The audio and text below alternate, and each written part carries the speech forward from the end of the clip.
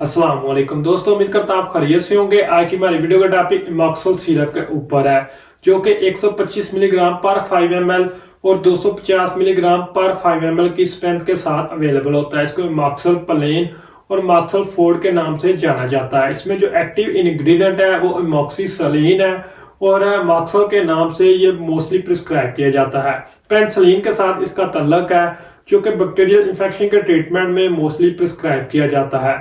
लेकिन याद रखें कि इसको वायरल इन्फेक्शन और फ्लू जैसी सूरत हाल में इस्तेमाल नहीं करना चाहिए, क्योंकि ऐसी सूरत हाल में हमारी इम्यूनिटी वीक हो जाती है, हमारे जिस्म में जो गुड बैक्टीरिया होते हैं वो भी किल हो जाते हैं और बहुत ज्यादा जिस्म में कॉम्प्लिकेशन और कमजोरी आने का खदशा होता है। तो बात करते हैं इमॉक्सल सिरप के यूजेस की।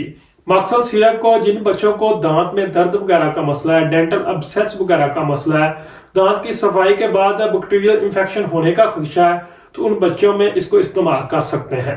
इमॉक्सल सिरप को छाती में बलगम वगैरह का मसला है, ब्रोंकाइटिस वगैरह का मसला है, निमोनिया वगैरह का मसला है, तो ऐसी सूरत हाल में भी इसको इस्तेमाल किया जा सकता है।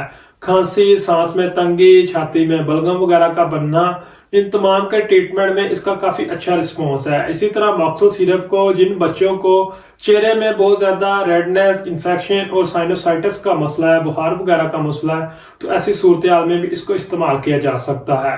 इमॉक्सल सिरप को नाक की कैविटी में अगर कोई इन्फेक्शन वगैरह का मसला है तो उसके ट्रीटमेंट में भी इस्तेमाल किया जा सकता है। इसी तरह इमॉक्सल सिरप को अगर किसी को कान के दरमियानी हिस्से में कोई इन्फेक्शन का मसला है, ओटाइटिस मीडिया में इन्फेक्शन का मसला है, कान से बहुत ज्यादा पीप आ रही है, दर्द का मसला है और साथ में कान में दर्द की शिद्दत इन्फेक्शन की वजह से बढ़ रही है, तो उसके ट्रीटमेंट में भी इस्तेमाल कर सकते हैं।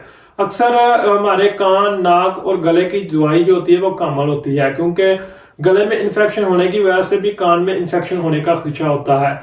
तो इमॉक्सल सिरप को भी अगर किसी को टॉन्सिलाइटिस का मसला है, फेरिंजाइटिस का मसला है, कान में अगर इन्फेक्शन का मसला है, गले में इन्फेक्शन का मसला है, गले में सोजश का मसला है, बच्चे अक्सर बाजार से गलत चीजें खाने की वजह से गले के मसले में मुब्तला होते हैं, साथ में बुखार का मसला हो जाता है, तो ऐसी सूरत हाल में भी इमॉक्सल सिरप को प्रिस्क्राइब किया जाता है। इसका टॉन्सिलाइटिस की सूरत हाल में भी बहुत अच्छा रिस्पॉन्स है। इसी तरह इमॉक्सल सिरप को जिन बच्चों को यूटीआई की कोई कंप्लेंट का मसला है, छोटे पेशाब में कोई इन्फेक्शन वगैरह का मसला है, तो उसमें भी इस्तेमाल कर सकते हैं।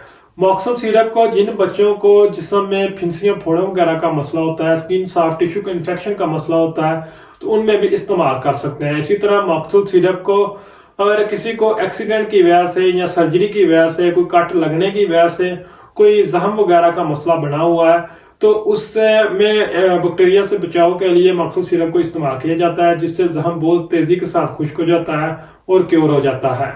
यही थे इसके यूजेस। अब बात करते हैं इमॉक्सल सिरप की डोज की। इमॉक्सल सिरप की डोज जो एग्जैक्ट होती है वो बच्चे की एज, वेट और इन्फेक्शन के हिसाब से तय की जाती है, लेकिन जो एक इसकी डोज का स्टैंडर्ड है वो 40 मिलीग्राम तक, 20 से 40 मिलीग्राम तक पर केजी के हिसाब से हम प्रिस्क्राइब कर सकते हैं। या नॉर्मली कह लें कि जिन बच्चों की उम्र 6 साल से कम है उनमें इमॉक्सल 125 मिलीग्राम पर 5 ml की डोज प्रिस्क्राइब की जाती है। 6 साल से 12 साल की उम्र के बच्चों में इमॉक्सल फोर्ड सिरप को प्रिस्क्राइब किया जाता है। दिन में 2 से 3 मरतबा तक इसको इस्तेमाल कर सकते हैं। एंटीबायोटिक होने की वजह से इसको 7 से 14 दिन तक इस्तेमाल करना बहुत ज्यादा जरूरी होता है, तो इसकी सील ओपन होने के बाद इसको 7 दिन तक इस्तेमाल करना ज्यादा बेहतर है।